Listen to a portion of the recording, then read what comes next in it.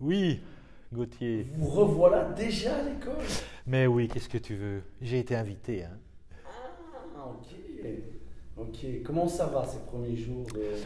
Mais écoute, ça va bien. Le plus chouette, c'est le fait de ne pas être obligé de se lever à une heure précise pour reprendre le boulot, mais de pouvoir se lever à l'aise et se dire qu'est-ce que je fais aujourd'hui? On va voir. C'est une nouvelle vie. Parce Une qu'on nouvelle sait que vie. tu passais... Moi j'ai entendu que tu passais beaucoup d'heures le week-end. Que tu un grand travailleur. Hein. Disons que les travaux ont bien sûr été vraiment importants. Et donc j'ai passé beaucoup de temps ici à l'école, oui, oui, oui. Ma santé a pris un coup, c'est d'ailleurs pour ça que j'ai dû arrêter. Ton dos. Oh, pas rien que le dos, mais oui, oui, oui, ça va mieux, ça va mieux. En tout cas, ça va aller mieux, je crois. C'est pas encore le cas, mais ça va venir. Quel plaisir de vous voir. Mais Plaisir de même, hein? partagé. Oui, Ah, partagé, tout à ok. fait. Oui, oui, Ça me rassure. oui. Est-ce que je peux vous demander où est-ce qu'on est? Alors, nous sommes dans la nouvelle bibliothèque. Alors, ça vaut peut-être la peine de te retourner pour montrer un petit peu ça.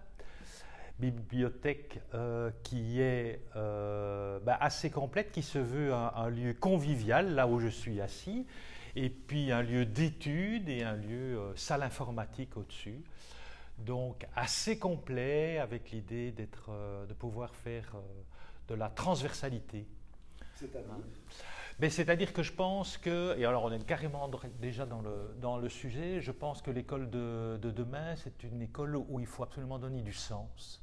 Et pour donner du sens, il faut absolument pouvoir partir un peu dans tous les sens et toucher un petit peu à tout moment et permettre à l'élève d'aller sur Internet, d'avoir des moments où il peut discuter avec d'autres, où il peut aller étudier, travailler, enfin, du mouvement, quoi, pour un peu, voilà.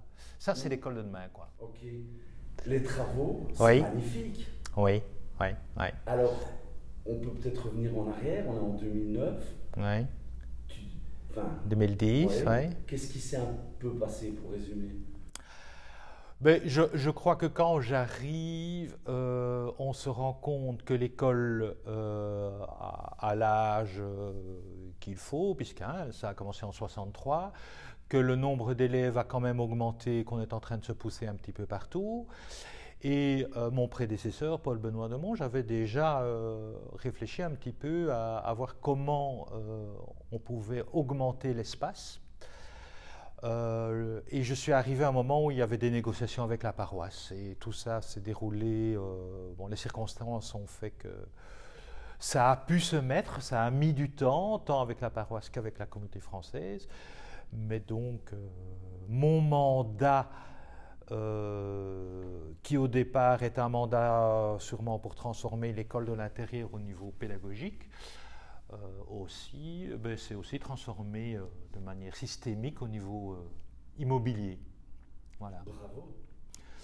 On peut dire que finalement, les aléas, puisqu'il y a eu beaucoup de faillites, il y a eu beaucoup de retards, ont fait qu'on a pu prendre le temps avec toute l'équipe pour réfléchir et faire en sorte de pouvoir tout rénover finalement. Le gros avantage, c'est que en fait, on a tout transformé du niveau. L'eau, l'électricité, le gaz ont été changés, tout a été isolé, tout a été repensé et refait. Et je pense qu'on a maintenant une école, prête pour le 21e siècle. Ouais. Ouais, c'est super. Je voudrais voir avec toi, en fait, quels sont tes projets pour ta nouvelle vie, celle qui t'occupe. On sait que tu es un Assomptionnien de sang pur. Alors, je ne te dirai pas qui m'a confié ça, mais que tu es... voilà. Est-ce que tu as déjà envisagé des activités, des projets Alors, je vais être très franc, je n'ai encore rien envisagé, tellement j'ai été à du 300% dans l'école. Ouais.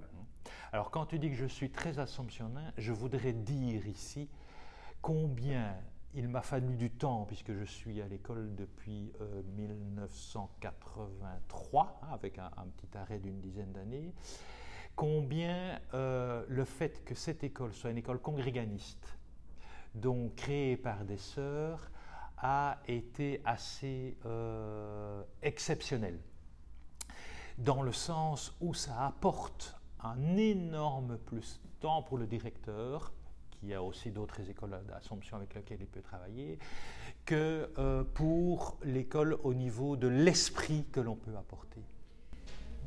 Donc tous ces voyages scolaires qu'on a faits, etc., les uns à la suite des autres, est-ce que c'est dû justement à ces liens à Bordeaux ou pas du tout? Alors, je crois que toute école fait des voyages scolaires, que toute école s'ouvre au monde, mais il y a certainement dans nos racines, dans notre façon de faire, des éléments qui sont propres à l'Assomption, comme par exemple l'idée de transformer la société et de permettre à chaque jeune d'être vraiment lui-même. Hein, quand tu dis permettre, enfin changer la société, ouais. En pratique, ça c'est quoi? Ben, en pratique, c'est de permettre aux élèves d'aujourd'hui de se rendre compte quelle peut être leur importance en tant que personne pour faire en sorte qu'ils soient acteurs demain là où ils sont. Regarde tous les anciens comme ils sont fiers de ce qu'ils sont maintenant. Cette Assomption Forever, montrer dont tu portes le pull, dont je porte le pull, faire en sorte que l'on puisse être là où on est quelqu'un d'important dans la société, c'est évident, c'est quelque chose qui est ancré à l'Assomption, chez les professeurs, chez les sœurs, chez tout le monde. Il y a des valeurs aussi très responsables et qui font écho à une société et un monde qui, voilà. Est-ce que tu veux en parler un petit peu?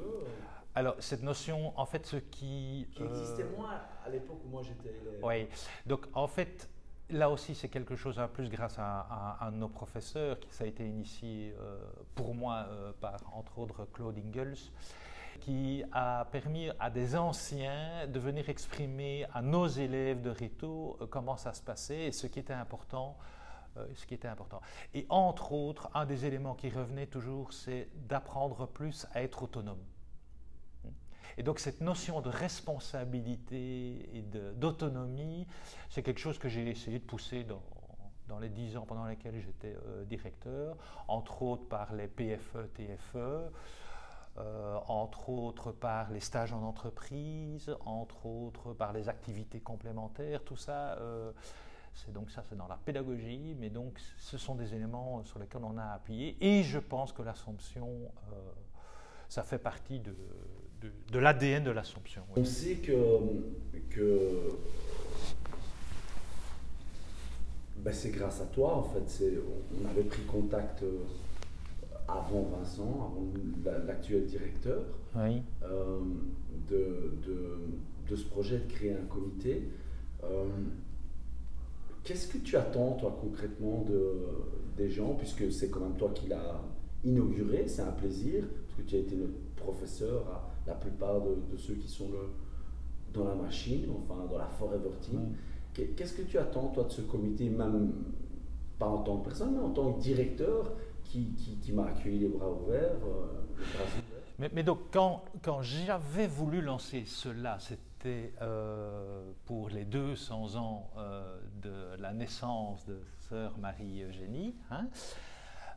L'idée était d'avoir un ensemble d'anciens qui pouvaient éventuellement montrer à nos jeunes aujourd'hui ce qu'ils étaient devenus en sortant de l'Assomption.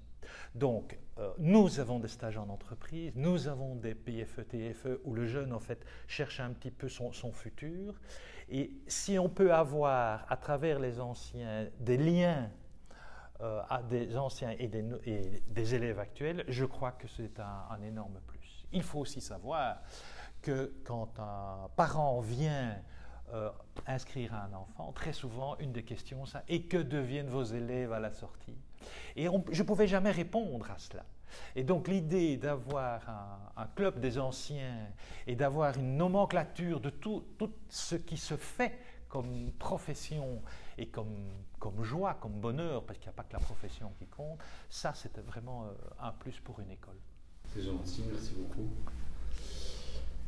Ben, je sais pas, est-ce que tu as un mot pour la fin, peut-être pour les jeunes actuels? Est-ce que tu as envie de dire quelque chose? Écoute, tu m'invites aujourd'hui et je vais montrer à la caméra le futur directeur, hein, puisque c'est aussi un des objectifs. Et tu m'invites le jour où je termine mon dernier acte administratif, qui est de signer les certificats d'enseignement secondaire supérieur des élèves qui sont sortis en juin dernier. Et je voudrais dire qu'un directeur, en fait, son objectif, c'est ça. Hein, c'est le garant d'une qualité des études. Et donc je suis fier de terminer ma carrière en ayant signé cela. Et l'objectif du directeur, c'est de permettre de donner du sens pour que ces élèves qui sont responsables de leurs études puissent le faire convenablement. Et donc les bâtiments, eh bien, c'est aussi donner du sens.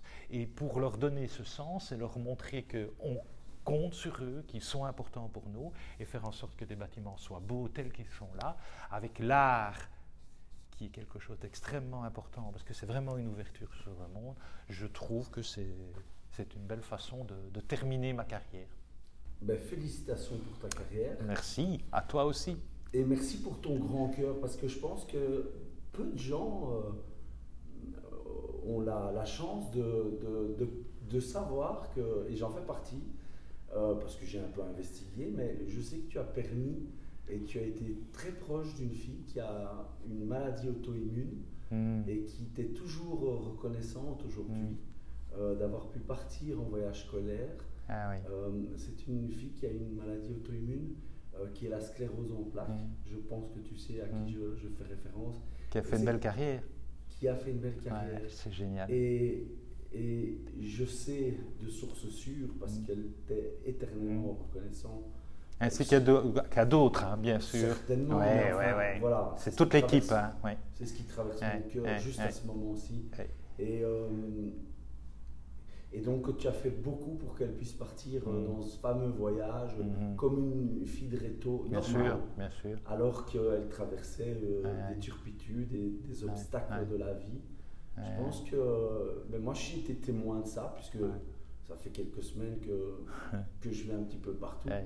Et donc merci pour elle te remercie. Et moi ça ne m'étonne pas, parce qu'on le savait déjà, mais voilà, merci pour ce grand cœur. C'est le cœur de métier, hein, c'est sûr. Voilà. C'est d'aller vers ceux qui ont le plus de difficultés, même si ça ne se voit pas et même si on n'est pas toujours présent partout, mais voilà, c'est le cœur du métier, sinon on ne le ferait pas. Oui, j'y vais. Voilà, Étienne. Bonjour Monsieur Bontemps. Alors j'ai entendu par Gauthier que vous étiez supporter des Rouges. Ah oui. Vous avez de très très bons goûts. Je me permets de vous saluer, de vous offrir aussi mon maillot rouge dédicacé par moi et par l'ensemble de l'équipe du Standard de Liège. Mon Dieu. Je vous souhaite aussi une très bonne retraite, Monsieur Etienne, que tout se passe bien. Et je vous dis à bientôt. Et puis voilà, c'était Nicolas Raskin pour la Forever TV. C'est pas vrai. C'est incroyable. Ça te plaît? Tu parles, dis. Je connais Nicolas depuis qu'il a 12 ans. Et donc ça a toujours été clair, hein, Nico. Il a encore fait une assiste magnifique. Donc moi, j'ai connu très jeune, à 11 ans. Donc je suis allé le voir en allant à Liège. Et donc, je vais te remettre ce qui t'est dû. Et à 13h30, je serai devant ma télé. À 13h30. Il joue, le Standard joue. Ah, je sais. Je suis un vrai fanat. Hein. Mais je sais, c'est pour ça que ça te fait plaisir. Ah oui, tu parles. Ah oui. Je vais te remettre. Et ça, c'est tout à fait. Oui, il y a un deuxième cadeau. Donc, alors, au nom du comité, Étienne, j'ai le plaisir de t'offrir, alors non pas la boîte, mais ce qu'il y a dedans. La boîte, je vais la récupérer parce que je ne suis pas aussi généreux que ça. Ouais, non, mais je crois que tu as compris ce que c'était. Oups là. Merci. Ah, donc le beau. Ça, c'est vraiment extraordinaire. Voilà. Allez. Top. Ça, c'est extra. Vraiment. Et tu as la vidéo en plus.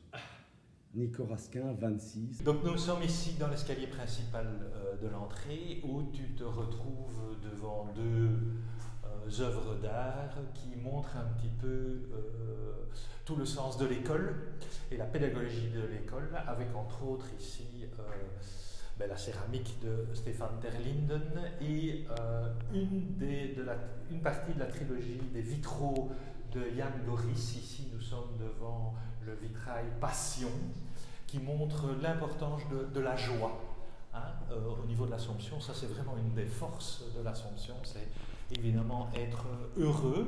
Et je vois qu'arrive mon successeur, Vincent Jacobs. Alors, Vincent, bonjour. Alors, bonjour. Je suis assez content de présenter le futur directeur, qui est un des premiers enseignants que j'ai engagé il y a 10 ans, professeur à l'époque de mathématiques. C'est un ingénieur civil qui m'a non seulement été un excellent professeur et qui m'a aussi beaucoup aidé au sein de l'école pour tout ce qui est informatique et gestion des bâtiments. Donc c'est avec un grand plaisir qu'il va reprendre, que je suis content qu'il reprenne l'école.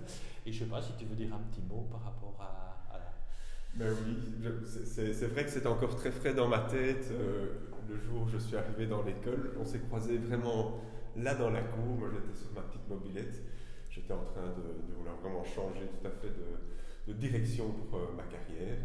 Et je suis tombé sur Étienne, qui était encore avec une barbe à ce moment-là, je me souviens très très bien. Et le courant est passé assez vite, et je me dis, je me sentirais bien dans cette école. Et puis voilà, de fil en aiguille, on se sent de mieux en mieux, et tout se passe bien. Et vraiment vécu de 10 années extraordinaires comme professeur, et puis on verra après. Maintenant c'est autre chose, mais on verra comment ça va se prolonger. En tout cas, il a mis toute une belle équipe, il y a une belle dynamique. Et tu me demandais tout à l'heure comment je me sentais. Mais partir en sachant que l'équipe est là et que l'école fonctionne très bien, c'est top. Un bonheur. Voilà, un bonheur. Qu'est-ce que tu attends de ce comité, de l'Assomption Forever? Oui, j'espère qu'on va pouvoir rester bien en contact. J'ai déjà vu que certains professeurs veulent vous contacter. Les 2 professeurs qui vont être en charge de tout ce qui est le lien entre le supérieur et nos réseaux, et essayer de leur montrer ce qu'il y a après, l'orientation pour eux plus tard. Vos 1800 membres, c'est une source presque infinie pour nous de ressources qui peuvent venir témoigner de leur choix professionnel par après, de leur passion. Donc ça, c'est déjà une première chose. On a aussi, pour les plus grands, en 5e et 6e, les stages en entreprise. Même chose, ils doivent se trouver un stage. De nouveau, les 1800 membres, c'est potentiellement 1800 endroits ou postes qu'on pourrait trouver pour eux. Alors, certains ont leur propre choix, évidemment, mais c'est vraiment ce genre de choses-là qu'on peut continuer. Et puis, d'une manière générale, continuer à suivre nos élèves et peut-être de temps en temps avoir des interactions. C'est une idée. On avait la fête de l'école à un moment donné. Peut-être qu'il y a à ce moment-là aussi quelque chose, une place pour les anciens aussi dans cette aventure-là, pour redémarrer, parce que voilà, maintenant on a une toute nouvelle école. On va peut-être pouvoir repenser à refaire aussi la fête, vraiment, une fois que la crise sanitaire sera derrière nous, on l'espère aussi. Merci beaucoup. Étienne, Vincent, merci pour votre accueil et pour votre grand cœur.